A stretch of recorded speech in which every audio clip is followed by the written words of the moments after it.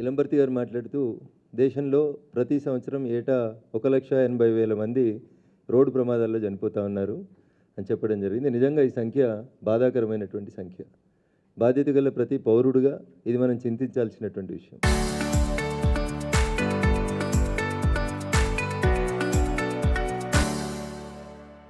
On and average తీసుకొని చూస్తే per day 500 మందిని కోల్పోతూ ఉన్నాం. పర్ డే 500 మంది రోడ్డు ప్రమాదాలలో చనిపోతూ ఉన్నారు. ఎవరిది బాధ్యత? యాక్సిడెంట్ అయింది కదా, ఒక నిమిషం ఆగుతున్నారు, రోడ్డు మీద రక్తంలో పడి కొట్టుకుంటూ ఉంటారు, కొందరు వీడియోలు తీస్తూ ఉన్నారు, కొందరు రీల్స్ చేస్తూ ఉన్నారు. కొంచెం బాధ్యత ఉంటే బాగా అనిపిస్తుంది అని చెప్పి ఈ సందర్భంగా నేను మీకు అందరికీ కూడా సవినయంగా అప్పీల్ చేస్తూ ఉన్నా.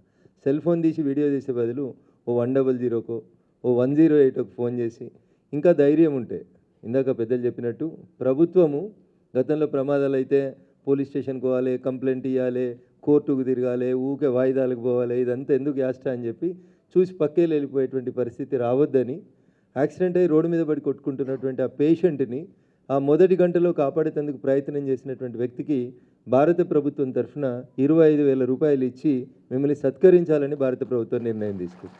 అందుకని దయచేసి ఇంతకుముందులాగా మళ్ళీ ఎస్ఐ గారు ఊరు అడుగుతాడు, పేరు అడుగుతాడు, వారానికి ఒకసారి పోలీస్ స్టేషన్కి రమ్మంటాడు, కోర్టుకు ఎవిడెన్స్కి పోవాలి, ఈ బాధలు బందీలు ఏముండేవి. దయచేసి సాధ్యమైనంత వరకు మీ కళ్ళ ముంగట ఎక్కడైనా ప్రమాదం జరిగితే దయచేసి ఒక బాధ్యత గల పౌరునిగా వీలైతే మీ దగ్గర 4 వీలర్ ఉంటే వెంటనే ఆ 4 వీలర్లో షిఫ్ట్ చేసేందుకు ప్రయత్నం చేయండి, లేదా 100 కాల్ చేయండి, ఒక అంబులెన్స్ని పిలవండి. ఏదో ఒక రకంగా రోడ్డు మీద పడినది అది మీరు కావచ్చు, రేపు నేను కావచ్చు, ఇంకొకరు కావచ్చు. కాబట్టి దయచేసి సాధ్యమైనంత వరకు ప్రమాదాలు జరిగినప్పుడు ఒక బాధ్యత గల పౌరునిగా అక్కడ జరిగినటువంటి రోడ్డు ప్రమాదంలో గాయపడ్డ క్షతగాత్రుల్ని దగ్గరలో ఉన్నటువంటి హాస్పిటల్కి షిఫ్ట్ చేసేటువంటి బాధ్యతని మనం అందరం కూడా తీసుకుంటే బాగుంటుంది అనేది నా విజ్ఞప్తి. మీటింగ్కి వచ్చినాం, మంత్రి గారు వచ్చిండ్రు, అందరూ విన్నారు, అందరూ చప్పట్లు కొట్టినారు, బయటికి పోతాం కళ్ళ ముంగటనే యాక్సిడెంట్ అవుతుంది పక్కెళ్ళి వెళ్ళిపోతామంటే it does not sounds good. అందుకని చాలామంది మాట్లాడుతూ ఉంటాం, కానీ మన బాధ్యతలు ఏందనేది మనం గుర్తుంచుకోకపోతే బాధాకరమైనటువంటి విషయం. కాబట్టి దయచేసి భవిష్యత్తులో ఇంతకుముందు ఎట్లుండే ఏంది అనేది పక్కన పెట్టి భవిష్యత్తులో ఎప్పుడైనా మీరు యాక్సిడెంట్ చూస్తే ఒక బాధ్యత గల పౌరునిగా ఆగి పాజిటివ్గా రెస్పాండ్ కావాలని మీకు అందరికీ కూడా సవినయంగా విజ్ఞప్తి చేస్తూ ఉన్నాం. అంతా రాజకీయ నాయకులే చేయాలి, అంతా లీడర్లు చేస్తేనే మారుతుంది సమాజం. లీడర్లు చేయలేదు ఒక 1%. మార్పు ప్రజలలోంచి రావాలి, ప్రజల ఆలోచన విధానం లోపల మార్పు రావాలి. ఎంతసేపు లీడర్ ఏం చేసిండని లీడర్లను తిట్టుకునే పంచాయతీలోంచి బాధ్యతలు ఎట్లా పంచుకోవాలనేటువంటి పరిస్థితికి ప్రజల ఆలోచన విధానం లోపల మార్పు వస్తే డెఫినెట్గా ఈ 1,80,000 సంఖ్యని గొప్పగా మనం తగ్గించడానికి అవకాశం ఉంటుంది. దానికి కార్యక్రమం అయిపోయాక మంత్రి గారు చొరవ తీసుకొని అందరితో గట్టిగా ప్రమాణం చేయించి అది ఆ బాధ్యతని మీరు అందరు తీసుకునేలాగా డ్రైవ్ చేయాలని గౌరవ మంత్రి గారికి సందర్భంగా విజ్ఞప్తి చేస్తూ ఉన్నాను. రెస్పాన్సిబిలిటీ లేనటువంటి సిటిజన్స్కి హక్కుల గురించి మాట్లాడేటువంటి ఇది ఉండదు.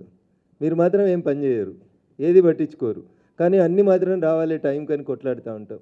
ఈ పరిస్థితిలోంచి మనం సమాజానికి కొంత చేసేటువంటి దిశగా సేవాభావాన్ని నిలబరుచుకుంటే ఇట్లాంటి సంఖ్యని తగ్గించుకోవడానికి మనకు ఆస్కారం ఉంటుంది.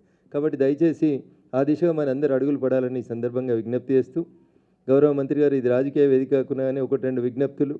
గత ప్రభుత్వం చేసినటువంటి కొన్ని ఇష్యూస్, ఉదాహరణకి దేశంలో ఎక్కడ వాహనం కొన్నా రిజిస్ట్రేషన్ చేసుకోవచ్చని 2016లో భారత ప్రభుత్వం ఒక చట్టం తీసుకొని వచ్చింది. దయించి ఇప్పుడు 2026కి వచ్చినాం. 10 సంవత్సరాల నుంచి ఇంకా మన రాష్ట్రం దానిలో అడుగులు వేయడానికి ఈ మధ్యలోనే కొన్ని అడుగులు వేస్తున్నట్టు కనబడతా ఉంది.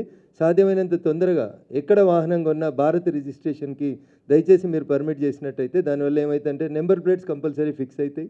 నెంబర్ ప్లేట్ ఫిక్స్ అయితే యాక్సిడెంట్ జరిగినప్పుడు కానీ ఇతర సందర్భాల లోపల కానీ ఆ వెహికల్ని ట్రేస్ చేయడానికి ఈజీ అవుతుంది. కాబట్టి మన దగ్గర చాలామంది నిన్న మొన్న పేపర్లో చూసిన ఒక వార్త, ఒకతను టెక్నాలజీ ఐఐటి ప్రొఫెసర్లకు కూడా ఉండదు అట్లాంటి తెలివి. ఎక్కడైనా ఈ ట్రాఫిక్ సిగ్నల్స్ దగ్గర ఎవరైనా కెమెరా పట్టుకొని కనబడ్డా లేదా స్పీడ్ గన్స్ కనబడ్డా వాడి తెలివి ఎంత గొప్పదంటే వాడు ఒక బటన్ ఆన్ చేసుకుంటాడు స్టీరింగ్ పక్కన. సో నెంబర్ ప్లేట్ మారిపోతుంది. నెంబర్ ప్లేట్ మారిపోతుంది. ఈ పేపర్లో ఇవాళ ఒక వార్త అది. సో నేను 150 కిలోమీటర్ల మీద స్పీడ్ మీద రింగ్ రోడ్ మీద పోతున్నా, అక్కడ స్పీడ్ గన్ పట్టుకొని ఒక పోలీసో లేదా ఒక టెంటో కనబడింది నాకు.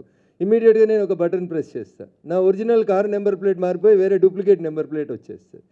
సో దరిద్రం ఏంటంటే ఎన్ని చట్టాలు చేసినా, ఎన్ని యూనిఫామ్లు వచ్చినా, ఎన్ని రకాలుగా మనం పనిష్మెంట్లు ఇచ్చినా శతకోటి దరిద్రాలకి అనంతకోటి ఉపాయాలని నిన్ననో ఈరోజు పేపర్లో చదివితే నాకు నవ్వాలనో ఏడవాలనో కూడా అర్థం కాలేదు. మళ్ళీ అది దాటిపోయిన తర్వాత మళ్ళీ ఆయన ఒరిజినల్ నెంబర్ ప్లేట్ అవసరం అనుకుంటే ఆన్ చేసుకుంటాడు సారు. అంటే వాడి తెలివి ఎంత గొప్పగా ఉందంటే ఎక్కడైనా యాక్సిడెంట్ అయితే ఆ బటన్ వచ్చి నెంబర్ ప్లేట్ మార్చేసుకొని వెళ్ళిపోవాలన్నట్టు. సో ఇంత తెలివితేటలు వస్తూ ఉన్నాయి. కానీ మన ఐఐటి కంది భారతదేశంలోనే ఒక గొప్ప పేరున్నటువంటి సంస్థగా ఎదుగుతూ ఉంది. ఇక్కడ నేను చాలాసార్లు కేంద్ర మంత్రులు వచ్చిన సందర్భంలో ఇక్కడికి వచ్చినాను. గౌరవ మంత్రి గారికి నాదొక విజ్ఞప్తి ఈ వేదిక నుంచి. ఈ ఐఐటిలో ఒక డ్రోన్ తయారు చేస్తున్నారు ఇక్కడ ఉన్నటువంటి విద్యార్థులు. ఆ డ్రోన్ కెపాసిటీ 200 కిలోలు. జనరల్గా ఈ మధ్యలో భారత ప్రభుత్వం పొలాలలో మందులు స్ప్రే చేయడానికి కూడా డ్రోన్స్ని ఎంకరేజ్ చేస్తూ ఉంది. ఈ ఐఐటి క్యాంపస్ మనం ఎక్కడైతే కూర్చొని మాట్లాడుతున్నామో వికాస్ రాజ్ సార్ మీరు వినాలి, ఇక్కడ ఒక డ్రోన్ తయారు చేశారు students. The capacity of the drone is 200 kgs. ఒకవేళ ఎవరైనా యాక్సిడెంట్ అయ్యి రోడ్డు మీద పడి ఉంటే డ్రోన్లో యాక్సిడెంట్ అయ్యి పడిపోయిన వ్యక్తిని, అతనికి సహాయం చేస్తే అందుకున్నటువంటి ఒక అటెండెంట్ ఫ్యామిలీ మెంబర్ని, ఒక ఆక్సిజన్ సిలిండర్ని, దాంతోపాటు కొన్ని మిషనరీస్ని ఒక హాస్పిటల్కి దగ్గరలో ఉన్న హాస్పిటల్కి అనుసంధానం చేస్తూ జీపీఎస్ చేసి పేషెంట్ శరీరంలో ఏం మార్పులు జరుగుతున్నాయి అనేది దగ్గర ఉన్న హాస్పిటల్కి అనుసంధానం చేసేందుకు ఒక డ్రోన్ని మనం కూర్చున్నటువంటి ఈ క్యాంపస్లో ఐఐటి స్టూడెంట్స్ తయారు చేసిర్రు. ఒకసారి చప్పట్లతో వాళ్ళందరినీ మీరు అభినందించాలి. గౌరవ మంత్రి గారిని, రోడ్డు రవాణా శాఖ మంత్రిగా మీరు ఉన్నారు కాబట్టి అన్న నెక్స్ట్ క్యాబినెట్లో అట్లాంటి విద్యార్థుల్ని కొంచెం ఎంకరేజ్ చేసి ఒక 100, 200, ఒక 500 డ్రోన్లు తీసుకొని వచ్చి అట్లీస్ట్ రింగ్ రోడ్ లోపల ఉన్నటువంటి ఈ ప్రాంతం లోపల ఎక్కడైతే బ్లాక్ స్పాట్స్ అని మనం ఐడెంటిఫై చేసినామో అట్లాంటి ప్లేసులకు దగ్గరలో ఈ డ్రోన్స్ ఉంచితే ఇమ్మీడియట్గా యాక్సిడెంట్ అయ్యి సీరియస్గా ఉన్నటువంటి వ్యక్తిని ఆ డ్రోన్ ద్వారా లిఫ్ట్ చేస్తే the capacity of drone is 200 kgs. The distance it can travel is 50 kilometers తీసుకుపోగలుగుతుంది. సంగారెడ్డి చౌరస్తాకి యాక్సిడెంట్ అయితే జూబ్లీ హిల్స్లో ఉన్న అపోలో దాకా తీసుకుపోగలుగుతుంది. దాని కెపాసిటీ అది. అపోలోకి పోయే ఈ 30 minutes లోపల శరీరంలో ఏమవుతుంది, బ్లడ్ ఎంత బ్లీడ్ అవుతుంది, గుండె కొట్టుకుంటుందా లేదా, ఏ పార్ట్కి ఇంజురీ ఉంది అనేది ఆ కనెక్టెడ్ హాస్పిటల్కి అది జీపీఎస్ ద్వారా పంపిస్తూ ఉంటుంది. సో పోగానే పేషెంట్కి ఏం ట్రీట్మెంట్ చేయాలనేది అక్కడ ఉన్నటువంటి డాక్టర్లకి మళ్ళీ మొదటి నుంచి టెస్ట్ చేయాల్సిన అవసరం లేకుండా ఇమీడియట్గా ఆ పేషెంట్ని రక్షించడానికి ఒక అవకాశం ఉంటుంది. నా విజ్ఞప్తి, చాలా కోట్లు ఖర్చు పెడతా ఉన్నాం, 100 కోట్లు 1000 కోట్లు ఖర్చు పెడతా ఉన్నాం. ఇట్లాంటి డ్రోన్లను కొన్నింటిని ఎక్స్పీడిషియస్గా తయారు చేయించి స్పెషల్గా చాలా సందర్భాలు చెప్తాం, మా తెలంగాణ కొట్లాడి తెచ్చుకున్న తెలంగాణ దేశానికి ఆదర్శంగా ఉంటుందని. దయచేసి ఇట్లాంటివి కొన్ని మీరు తీసుకొని ప్రజల సేఫ్టీ కోసం ఒక 100, 200, 500 ముందు డ్రోన్స్ అర్జెంట్గా తయారు చేసి తీసుకొచ్చి సంవత్సరానికి ఒక 100 మందిని కాపాడిన మంత్రి గారికి అది ఒక గొప్ప తృప్తినిస్తుందని నేను అనుకుంటా. ఎంపీ అయినరా, ఎమ్మెల్యే అయినరా, మంత్రి అయినరా అనేది పక్కన పెట్టి సంవత్సరానికి ఒక 100 మందిని కాపాడగలిగిన ఒక 100 డ్రోన్లు లేదా రోజు ఒక 10 మందిని కాపాడగలిగిన అది బాగా ఉపయోగపడుతుంది అనేది నా విజ్ఞప్తి అన్న. మీరు ఎందుకు వచ్చినారో, ఈ ప్రోగ్రాం ఇక్కడ ఎందుకు పెట్టినారో తెలియదు, కానీ ఇది బహుశా మన సొసైటీకి, మన సమాజానికి, మీ మంత్రిత్వ శాఖకి ఈ డ్రోన్లు ఒక ఆదర్శంగా ఉపయోగపడతాయని చెప్పి మీ ద్వారా ఆ ఇనిషియేషన్ జరిగి రాష్ట్ర క్యాబినెట్ను ఒప్పించి మీరు కొనాలని నేను ఈ సందర్భంగా గౌరవ మంత్రి గారికి విజ్ఞప్తి చేస్తూ ఉన్నాను. ఈ క్యాంపస్లో నేను ఇంతకుముందు వచ్చినప్పుడు చూసినాను, ఇందాక వారు మూర్తి గారు కూడా చెప్పినారు, కొన్ని వెహికల్స్ తయారు చేసినారు వీళ్ళు. డ్రైవర్ అవసరం లేదు ఆ వెహికల్కి. జనరల్గా ఏమనుకుంటామంటే ఏదో పిల్లలు రిమోట్ తోటి ఈ కోన నుంచి ఈ కోనకు పోవడానికి చిన్న చిన్న కార్లు అనుకుంటారు మీరు. ఈ క్యాంపస్లో మీకు ఓపుకుంటే ఈ ఐఐటి హైదరాబాద్ ఒక స్పెషల్ ప్రోగ్రామ్ పెట్టింది. ఎవ్రీ సాటర్డే ఎవరైనా ఐఐటి హైదరాబాద్ నుంచి చూడొచ్చు, మీరు చూడొచ్చు, మేము చూడొచ్చు, పిల్లలు చూడొచ్చు. గూగుల్ పోయి ఐఐటి హైదరాబాద్ అని ఓపెన్ చేస్తే ప్రతి శనివారం 2 గంటల సేపు మీకు ఒక స్లాట్ ఇస్తారు. ఈ క్యాంపస్లో చాలా గొప్పతనాలు ఉన్నాయి. ఇందాక మంత్రి గారికి ఆఫ్ ది రికార్డ్ చెప్తా ఉన్నా, ఇప్పుడు ఆన్ రికార్డ్ కూడా వారితో విజ్ఞప్తి చేస్తా ఉన్నా. టెంపరేచర్ 40 అయింది, బయటకు వస్తే టెంపరేచర్ 40 అయింది. ఇక్కడ పిల్లలు ఉండడానికి కట్టిన హాస్టల్స్లో మీరు ఏ రోజు వచ్చినా ఏ టైంలో చూసినా temperature is maintain with 24 degrees centigrade only. 24 డిగ్రీలే ఉంటుంది. బయట 40 డిగ్రీలు ఉన్నా లోపల 24 డిగ్రీలే ఉంటుంది. ఏంది టెక్నాలజీ వీళ్ళు వాడిందంటే గోడల్లో నీళ్ళ పైపు పంపింగ్ అయ్యేటువంటి ఒక సిస్టమ్ ద్వారా గోడలన్నీ కట్టబడి ఉన్నాయి ఇక్కడ హాస్టల్స్లో. పిల్లలు ఉండే హాస్టల్స్ అన్నీ కూడా ఎప్పటికీ టెంపరేచర్ 24 degrees మెయింటైన్ అవుతుంది, irrespective weather it is winter or summer or anything. ఇట్లా అదే అందుకనే సార్ మీరు కూడా పంపించండి. ఇంకొక గొప్ప టెక్నాలజీ ఉంది సార్, ఇక్కడ ఒక లైబ్రరీ ఉంది ఐఐటి లోపల. ఆ లైబ్రరీలో ఉదయం 6 నుంచి సాయంత్రం 6 దాకా లైట్ వేయాల్సిన అవసరం లేకుండా they constructed that building, library building in such a manner. No, this is auditorium, sir. This is all something different. If you can see the library, that is something different. ACs are not required, power is not required. 24 hours లో దాదాపు 12 hours 6 to 6 మీరు current వాడకుండా ఒక లైబ్రరీని కూడా నిర్మించారు sir. That is something different technology sir. So భావి నిర్మాణాలకి భవిష్యత్తులో మనం ఎకలాజికల్ ఇంబ్యాలెన్స్ జరగకుండా ఉండాలి, పర్యావరణం రక్షించబడాలి, పొల్యూషన్ తగ్గాలి, భావితరాలు బాగుండాలనేటువంటి ఆలోచన ఉంటే ఇది 2-tier ఐఐటి సార్ ఇది. But it has grown in such a way that ఇండియాలో 6th ప్లేస్కి వచ్చినటువంటి ఐఐటిగా ఎదిగింది ఐఐటి కంది. అందుకని దయచేసి ఇక్కడ జరుగుతున్నటువంటి ఇన్నోవేషన్స్ని అప్పుడప్పుడు మీరు గౌరవ మంత్రివర్యులు కొందరు విజిట్ చేసి ఇక్కడ నుంచి వచ్చేటువంటి ఫలాలని మనం ప్రజలకు అందజేస్తే బాగుంటుంది అనేది నా విజ్ఞప్తి. నేను ఇందాక చెప్పిన లేదా ఐఐటి డైరెక్టర్ గారు చెప్పినటువంటి ఆ ఎలక్ట్రికల్ బస్ డ్రైవర్లెస్ బస్ ఏదైతే ఉంటుందో సెక్యూరిటీ గేట్ దగ్గర మొదలవుతుంది, మొదలై చివరి క్యాంపస్లో ఉన్న చివరి హాస్టల్ దాకా పోతుంది వితౌట్ డ్రైవర్. సో ఏదో ఒకరోజు నడిచింది 2 రోజులు నడిచింది అనుకోకుండ్రి. నేను ఎంపీ అయినప్పటి నుంచి రెగ్యులర్గా వచ్చి చూస్తా ఉన్నా, వచ్చినప్పుడల్లా నడుస్తుందా లేదా అని. 30,000 కిలోమీటర్లు తిరిగింది ఆ వెహికల్ వితౌట్ డ్రైవర్ అంటే మీరు అర్థం చేసుకోరు, వితౌట్ సింగిల్ యాక్సిడెంట్. సో అంత గొప్పగా మన ఐఐటి విద్యార్థులు తయారు చేస్తున్నటువంటి అనేక టెక్నాలజీ ఇష్యూస్ ఉన్నాయి. అందుకని ఆ రైల్వేలలో వచ్చిన కవచ్ లాగా మన యాక్సిడెంట్స్ని తగ్గించడానికి నాగిరెడ్డి సార్ బస్సులలో ఏమైనా పెట్టవచ్చా, అట్లాంటిది ఏమైనా అవకాశం ఉందా, సో దట్ ఫ్యాటల్ యాక్సిడెంట్స్ని ఏమైనా చేసుకోవచ్చా. మా ఆర్టీసీ కార్మికులు సంతోషపడుతున్నారు యాక్సిడెంట్స్ తగ్గుతాయంటే. అట్లా ఏమైనా ఉంటే అట్లా ఏమైనా చేస్తే ఇంకొంచెం ఇన్నోవేట్గా ఉంటుందని బాగుంటుందని విజ్ఞప్తి చేస్తూ చాలామంది స్టూడెంట్స్ వచ్చినారు. మీకు ఒకటే నా విజ్ఞప్తి, 18 ఇయర్స్ క్రాస్ కాగానే లైసెన్స్ కావాలి. ఎవరో చెప్తారు, ఎమ్మెల్యే గారు ఎంపీ గారు చెప్తారు లైసెన్స్ వచ్చేస్తుంది. లైసెన్స్ రాగానే మనం కష్టపడి ఇంజనీరింగ్లో జాయిన్ అయినాం కాబట్టి అమ్మ నాన్నని ప్రెషర్ చేసి మోటార్ సైకిల్ తెచ్చుకుంటాం. ఇందాక మా నిర్మలా జగ్గారెడ్డి గారు చెప్పినారు, అట్లా ఈ జిల్లాలో ఒక 2-3 ప్రజాప్రతినిధులకు ఒక్కలే పిల్లలు ఉండేవాళ్ళు, కొడుకు ఉండేవారు. మీకు అందరు కూడా చాలామందికి తెలిసి ఉంటుంది పాపం. ఇంజనీరింగ్ చదువుతూ 2nd ఇయర్లో 3rd ఇయర్లో ఫ్యాటల్ యాక్సిడెంట్ అయ్యి కళ్ళ ముంగట కొడుకుపోతే ఆ తల్లిదండ్రుల బాధ ఎట్లుంటుంది అనేది ఒకసారి అర్థం చేసుకోవాలి. మా ఎంబీఐ వెంకటరమణ సార్ గారికి, ట్రాన్స్పోర్ట్ కమిషనర్ ఇల్లంబర్తి గారికి నా ఒక విజ్ఞప్తి, మీరు ఎప్పుడు కూడా డ్రైవింగ్ లైసెన్స్ ఇచ్చే కంటే ముందు క్లాసులు చెప్తలేరు అసలు. నో ఇది సార్, ఎవరో బ్రోకర్లు వస్తున్నారు చేస్తున్నారు. రోడ్డు మీద 1, 2 ఆ తర్వాత 2 వీలర్ పోవడానికి మీరు ఒక వైట్ పాత్ ఉంటుంది సార్. ఏ ఒక్క 2 వీలర్ నడిపేతను కూడా అటువైపు బోర్డు సార్, దీంట్లోనే ఉంటాడు. ఫస్ట్ ట్రాక్లో డివైడర్ పక్క ట్రాక్లో ఉంటాడు సార్. ఏ ట్రాక్లో అయితే 120 స్పీడ్లో 4 వీలర్ పోవాలో అక్కడ 2 వీలర్ మీద పోతుంటాడు సార్. హారన్ కొడితే చాలా సీరియస్గా తిరిగి తిట్టిపోతాడు సార్. హారన్ కొట్టినాం అనుకోండి. మరి రోడ్డు భద్రత గురించి మనం ఎన్ని చెప్పుకున్నా మన చేతిలోనే ఉంది. ఎన్ని డిపార్ట్మెంట్లు ఎన్ని పని చేసినా ప్రతి ఒక్కరి బాధ్యత కాబట్టి మరి ప్రివెన్షన్ ఇస్ బెటర్ దెన్ లాగా మనం అందరం కూడా కృషి చేయాలి. ముఖ్యంగా తల్లిదండ్రులు కూడా అప్పుడప్పుడు కౌన్సిలింగ్ ఇస్తే బాగుంటుంది. యూత్ ఎక్కువగా డ్రైవ్ చేసి చాలామంది ప్రాణాలు పోగొట్టుకుంటున్నారు కాబట్టి పేరెంట్స్ స్కూళ్ళల్లో కాలేజీలో కూడా మరి ఇలాంటి అవేర్నెస్ కూడా కల్పించాలి. ఎంత స్పీడ్ పోతున్నామని కాదు, ఆ స్పీడ్లో ఎక్కడికి పోతున్నాము, పైకి పోతున్నాం కాబట్టి ఆ పైకి పోకుండా మనం ఇక్కడే భూమి మీద ఉండాలంటే మన కంట్రోల్లో మనం ఉండి మరి అందరం కూడా సుఖాంతంగా సంతోషంగా ఉండాలి. ఇప్పుడు 1-2 పిల్లలే కంటున్నారు, 3-4 ఉండట్లే. ఉన్న ఒక్క కొడుకు పోతే వాళ్ళ బతికే వేరైపోతుంది. కాబట్టి మనమందరం కూడా మంచిగా ఉండాలని భద్రత కల్పిస్తున్న డిపార్ట్మెంట్కి అలాగే మినిస్టర్ గారికి మరి ధన్యవాదాలు తెలియజేసుకుంటూ సెలవు తీసుకుంటున్నాను. జై. మనం ఏదైనా కార్యక్రమం తీసుకునే సందర్భంలో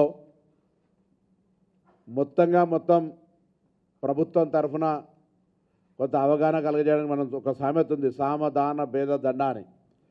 అదేవిధంగా సార్ ఇంగ్లీష్లో చెప్పినారు, ముందు అవగాహన కలగజేసేటువంటి కార్యక్రమం. గతంలో రోడ్ సేఫ్టీ వారం అనేటువంటి ప్రోగ్రాం ఉంటే గౌరవ కేంద్ర మంత్రి గారు వచ్చిన తర్వాత దాన్ని రోడ్ సేఫ్టీ మంత్, ఎందుకంటే ఆవశ్యకత, యాక్సిడెంట్ల సంఖ్య పెరిగి రోజు కొంతమందికి అయితే వారు ఎటువంటి పొరపాటు చేయకపోయినా ఎదుటివాడి తప్పుతోటి వాహనం వచ్చి గుద్దుతే చనిపోయినటువంటి సంఘటనలు ఆ కుటుంబాలు రోడ్డు మీద పడి అలా పూర్తిగా ఇబ్బందికర పరిస్థితి కుటుంబానికి సంబంధించినటువంటి పరిస్థితి కలుగుతూ ఉంది. సో దాని మీద ఈ రోడ్ సేఫ్టీ అవగాహన కలిగజేస్తే కొంత మనమందరం కూడా ఆచరణకు ఉపయోగపడుతుంది అనేటువంటి ఆలోచనతోటి ముందుగా ఎడ్యుకేషన్ అంటే ఈ యొక్క రోడ్డు భద్రత, ట్రాఫిక్ నిబంధనల మీద అవగాహన కల్పించే కార్యక్రమాన్ని తీసుకొని ఈరోజు మొత్తం రాష్ట్ర వ్యాప్తంగా కూడా నిన్న నుంచి ప్రారంభమై మరి 18 తారీఖు దాకా ఈ కార్యక్రమం జరుగుతూ ఉంది. ఇది ఒక్క రోజుతో ఆగేది కాదు. ఇంతకుముందు మా రవాణా ట్రాన్స్పోర్ట్ ఎండి, ఆర్టీసీ ఎండి గారు చెప్పినట్టుగా తప్పకుండా ఇది భవిష్యత్తు పిల్లలకు సంబంధించి ఒక సబ్జెక్టుగా ఉండాల్సిందే, దాంట్లో ఎటువంటి అనుమానం లేదు. ప్రభుత్వం తరఫున అటువంటి కార్యాచరణ అటు కేంద్రం తరఫున కానీ రాష్ట్రం మీద, ఎందుకంటే ఒక ప్రాంతానికో ఒక వ్యక్తికో పరిమితమైనది కాదు, అది తప్పకుండా ఉండాల్సిందే అనే మాటని సందర్భంగా మనం చేస్తాను. ఎడ్యుకేషన్ తర్వాత మరి అక్కడ ఉండేటటువంటి దాంట్లోపల ఎన్ఫోర్స్మెంట్, అంటే ఎన్ఫోర్స్మెంట్ కంటే ముందు కూడా ఎడ్యుకేషన్తో పాటుగా వారికి సంబంధించినటువంటి ఒక ఇంజనీరింగ్ అంటే మనం అవగాహన కలిగేసిన తర్వాత అక్కడ ఉండబడేటువంటి ఇంజనీరింగ్ సంబంధించిన అంటే రోడ్డు, ఇంతకుముందే మా ఎమ్మెల్సీ గారు చెప్తా ఉన్నారు, రోడ్డు గుంతలు, బ్లాక్ స్పాట్స్, యాక్సిడెంట్లు కావడానికి అనేక రోడ్డు నిర్మాణంలో కొంత ఇంజనీర్లు ఇంకా దాని లోపల కొత్త టెక్నాలజీ ఇప్పుడు చెప్పినట్టుగా బిల్డింగ్ సంబంధించిన కొత్త టెక్నాలజీ చెప్పినట్టుగా యాక్సిడెంట్లు జరగకుండా ఉండే విధంగా రోడ్ల నిర్మాణం జరిగేదానికి సంబంధించిన ఇష్యూ కావచ్చు. దాని తర్వాత కఠినంగా మరి నిబంధనలు పాటిస్తూ రూల్స్ బ్రేక్ చేసిన వాళ్ళని పనిష్మెంట్ చేస్తూ లాస్ట్ కోణం మనం ఎమర్జెన్సీగా వాళ్ళని బతికించుకోవడానికి ఈరోజు ఈ 4 ఏళ్లతో పాటుగా ఎన్విరాన్మెంట్ గురించి చెప్పినారు. అది కూడా ఒక సబ్జెక్ట్. ఎన్విరాన్మెంట్లో ఇవంతా కూడా పార్ట్ ఆఫ్గా చేయండి. ఇక్కడ స్టూడెంట్స్ను కూడా నేను మిమ్మల్ని కోరుతా ఉన్నాను, అదేవిధంగా మూర్తి గారిని, ఈ యొక్క ఎడ్యుకేషన్ ఈ ఐఐటి కందికి సంబంధించిన వాళ్ళందరినీ ఈ రోడ్ సేఫ్టీలో కొంత ఇన్వాల్వ్ చేయండి. వాళ్ళ వల్ల భవిష్యత్తులో వాళ్ళు ఎక్కడికి వెళ్ళినా ఏ ప్రొఫెషన్లో ఏ డిసిగ్నేషన్లో సెట్ అయినా ఒక రోడ్ సేఫ్టీ అనేది వాళ్ళకి పార్ట్ ఆఫ్ లైఫ్లో ఉంటుంది కాబట్టి అది కూడా ఒక భాగంగా ఉంటుందని ఈ సందర్భంగా నేను కోరుకుంటా ఉన్నాను. ఈరోజు ప్రభుత్వంలో మేము కార్యక్రమాలు తీసుకున్నప్పటికీ కూడా ప్రభుత్వాలు ఏ కార్యక్రమం తీసుకోండి, ఏ చట్టం తెచ్చినా ప్రజల భాగస్వామ్యం లేదు, అసాధ్యం అది అమలు జరగడం. అందుకే ఈరోజు అవగాహన సదస్సుల ద్వారా ప్రజలను అవగాహన పరచడమే కాకుండా దీనికి సంబంధించిన అనేక రకాల కార్యక్రమాలు చేస్తూ ఉన్నాం. దయచేసి అందరూ ఆలోచన చేయండి. అలా ఒక ప్రాణం విలువ మనందరం కూడా కలిసి వేదిక మీద ఉన్నోళ్ళం కావచ్చు, ఇక్కడ ఈ సమావేశంలో పాల్పంచుకుంటున్నటువంటి వాళ్ళు కావచ్చు, ఇంత అమూల్యమైన సమయం ఇచ్చి ఇక్కడ మనం ఈరోజు ఇక్కడ సమావేశం అవుతున్నామంటే మన ద్వారా ఒక యాక్సిడెంట్ను కాకుండా కాపాడగలిగిన, ఒకరికి ట్రాఫిక్ నిబంధనల పట్ల అవగాహన కలిగించిన, చట్టంలో ఉన్నటువంటి అంశాలను వాళ్ళని వివరించిన మన యొక్క కార్యక్రమం ద్వారా ఒక యాక్సిడెంట్ కాకుండా ప్రాణాన్ని కాపాడగలిగితే అంతకంటే గొప్ప విషయం ఇంకొకటి కాదు. అందులో మనందరం కూడా భాగస్వాములు కావాలని తెలంగాణ రాష్ట్ర రవాణా శాఖ మంత్రిగా మిమ్మల్ని అందరికీ విజ్ఞప్తి చేస్తూ ఉన్నా. ఇలా ఆర్టీసీ 10,000 బస్సులున్నాయి, యాక్సిడెంట్ రేషియో చాలా తక్కువ, దాదాపు 35 లక్షల కిలోమీటర్ రోజు తిరుగుతూ ఉంటాయి. తప్పదు అక్కడెక్కడ చూస్తాను ఆర్టీసీ బస్సు గుద్దింది అవి జరిగినాయి అంటే మొత్తం రోజు 35 లక్షల కిలోమీటర్లు తిరిగే బస్సు కొంత మరి ఇబ్బంది ఉంటుంది. ఇప్పుడే మరి ఏఐ ద్వారా ఆర్టిఫిషియల్ ఇంటెలిజెన్స్ ద్వారా సామాన్యుడు ఒక మానవుడు రోజు ఎన్ని గంటలు వాహనం మీద ప్రయాణం చేస్తున్నాను చూస్తే సగటుగా ప్రతి మనిషి రోజు 2-3 గంటలు యావరేజ్ తీసుకుంటే ప్రయాణం చేస్తూ ఉన్నాడు. రాజకీయ నాయకుడు తీసుకుంటేప్పటికీ రోజు 5-6 గంటలు వాహనంలో ప్రయాణం చేసే విధంగా ఆ ఏఏ చూపిస్తూ ఉంది మన పరిస్థితి. అంటే మేము మీకంటే ఎక్కువగా వాహనాల మీద ప్రయాణంలో డిపెండ్ కావాల్సిన పరిస్థితి ఏర్పడుతూ ఉంటుంది. కాబట్టి అందరం కూడా ఇలా ఎవరి ప్రాణాలకైనా మళ్ళీ ఇప్పుడు మా నిర్మలక్క కూడా చెప్పింది ఒక మాట, గతంలో 5-10 మంది ఉంటే ఒకరు పోయినా లెక్కలేదని కొంచెం ఏడ్చు కుందరు కావచ్చు. ఇవాళ చాలా పరిస్థితి ఒకరు లేదా ఇద్దరు అన్న తర్వాత ఏదైనా ప్రమాదంతో పోతే ఆ కుటుంబం బాధ వర్ణాతీతం. కాబట్టి అటువంటి పరిస్థితులలో నేను మా గౌరవ మంత్రి కోమటిరెడ్డి వెంకరెడ్డి గారిని పాపం ఎప్పుడు చూసినా బాధ కలుగుతుంటే దాని తర్వాత ఆయనకు ఇంత పెద్ద బాధ అంటే ఎదిగిన కొడుకు రోడ్డు మీద యాక్సిడెంట్లో చనిపోయినారు. మొన్న మధ్య ఈ శాసనసభలో ఉన్నటువంటి శాసనసభ్యురాలే కంటోన్మెంట్ ఎమ్మెల్యే గారు యాక్సిడెంట్లో చనిపోయినటువంటి పరిస్థితి అంతే ఓఆర్ఆర్ దగ్గర. సో పరిస్థితిని ఇన్ని జరుగుతూ ఉంటుంటే కూడా ఆ క్షణం దాటేదాకా మాత్రమే ఆ భయం కలుగుతూ ఉంది. దాని తర్వాత రాంగ్ రూట్ కావచ్చు, లేకపోతే మనకు సంబంధించినటువంటి హెల్మెట్ ధరించకపోవడం కావచ్చు, డ్రంక్ అండ్ డ్రైవ్ కావచ్చు, ఇంకా ప్రమాదంగా ఆగి ఉన్నటువంటి బండ్లను ఆ రిఫ్లెక్టర్ లేకనో లేకపోతే మరి ఈ లైట్ సరిగా పనిచేయకపోవడమో తీసుకొని గుద్ది అనేక యాక్సిడెంట్ చనిపోతున్నాయి. రోడ్ డివైడర్ ఒక కారణం కావచ్చు. ఏది ఏమైనా అందరికీ తెలిసి ఇవన్నీ మన నిజ జీవితాలన్నీ చూస్తూ ఉన్నాం. పాఠ్యాంశం ఉన్నా పాఠ్యాంశం లేకున్నా ప్రతి ఒక్కరికి లైఫ్లో రోజు మనం వాహనం నడిపినప్పుడు ఎదురయ్యేటువంటి సమస్యలే. కానీ జీవితం స్పీడ్ పెరిగింది, తొందరగా పోవాలి, గమ్యం చేరాలి. ఆ గమ్యం చేరే దాంట్లోపల ఆటంకం కలిగితే చాలా ఇబ్బందికరమైన పరిస్థితి. కాబట్టి అందరినీ మరొకసారి కోరుతా ఉన్నాం, ఈ వేదిక ద్వారా పెద్దలకు తెలుసు, ఈ వేదిక ఒక రవాణా శాఖ, పోలీస్ శాఖ, అందరూ జిల్లా కలెక్టర్ అందరం కూడా ఒక కార్యక్రమం, ఒక సమాచారం, ఒక అవగాహన కార్యక్రమం తీసుకొని వస్తా ఉన్నాం. అదేవిధంగా మీరు చెప్పినట్టుగా ఈ ఐఐటికి సంబంధించి వికాసరాజు గారు ఆర్ఐడిపి కూడా ప్రిన్సిపల్ సెక్రటరీ వారు తప్పకుండా ఇంజనీరింగ్ సంబంధించిన అంశం మీద ఒక టీమును పంపారు సార్. ఇక్కడ ఉన్నటువంటి పిల్లలతోటి ఇంటరాక్ట్ అయ్యి ఒక కన్స్ట్రక్షన్ వాళ్ళందరూ తెలుసుకోవచ్చు. కానీ ఎప్పుడు కూడా ఇన్నోవేటివ్ ఇన్వెస్టిగేషన్ టైప్లో కొంత ఇన్నోవేటివ్గా మారినట్టయితే దాన్ని మనం అడాప్షన్ చేసుకుంటే తప్పలేదు. కాబట్టి భవిష్యత్తులో ఆ విధమైనటువంటి తప్పకుండా ఐఐటి కందికి సంబంధించిన వాళ్ళని ఎంకరేజ్మెంట్ చేసేది కానీ మిగతాన్ని తీసుకుంటాం. మీరు చెప్పినట్టుగా ట్రాన్స్పోర్ట్కు సంబంధించి 2016లో మేము ఇవి మధ్య అనేక సంస్కరణలు తీసుకొచ్చినాం.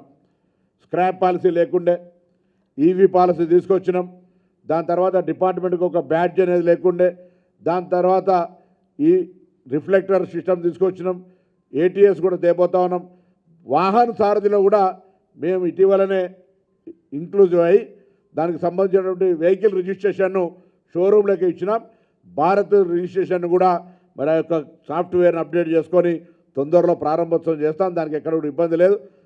ఏదైనా రూల్స్ చెప్పే సందర్భంలో కొంత కఠినంగా వ్యవహరిస్తే వేధింపు జరుగుతుందంటారు, జరగకపోతే నిర్లక్ష్యం వహిస్తూ ఉంటున్నాను. అందుకే ఇవన్నీ నివారించాలంటే ప్రజల భాగస్వామ్యం కావాలి. కాబట్టి ఈ యొక్క కార్యక్రమం పేరు మీద అన్ని జిల్లాల్లో కొంత అవగాహన కలిగించే ప్రయత్నం చేస్తూ ఉన్నాం. దయచేసి అందరూ కూడా ఇలా మనమందరం ఇందులో భాగస్వాములు కావాలని ప్రభుత్వ పక్షాన కోరుతూ ఒక ప్రతిజ్ఞ కూడా ఉంది. ఇప్పుడు ఒక ప్రతిజ్ఞ చేద్దాం అందరం. రోడ్డు భద్రతకు సంబంధించిన నిబంధనలు పాటించి ఎవరి ప్రాణానికి నష్టం కలగకుండా, ఎవరి ప్రాణాలు పోకుండా ఉండే దాని లోపల మనం ఆ భాగస్వాములం అయిదామనేటువంటి ప్రతిజ్ఞ కూడా చేద్దామని చెప్పి మీ అందరికీ మరొక్కసారి ఈ సందర్భంగా హృదయపూర్వకంగా ధన్యవాదాలు. మరి ఈ రవాణా శాఖ తీసుకున్న ఈ కార్యక్రమానికి అందరూ కూడా ఇక్కడికి హాజరైన వాళ్ళకు మాత్రమే పరిమితం కాకుండా అందరూ కూడా భాగస్వాములు కావాలని, రోడ్ సేఫ్టీ సమావేశాల ద్వారా అందరు ప్రజలను కూడా భాగస్వాములు చేసి ఇంకా కార్యక్రమాలు కింది స్థాయి దాకా తీసుకుపోయే ప్రయత్నం జరగాలని కోరుకుంటూ అందరు నమస్కారం చెప్తూ ప్రతిజ్ఞ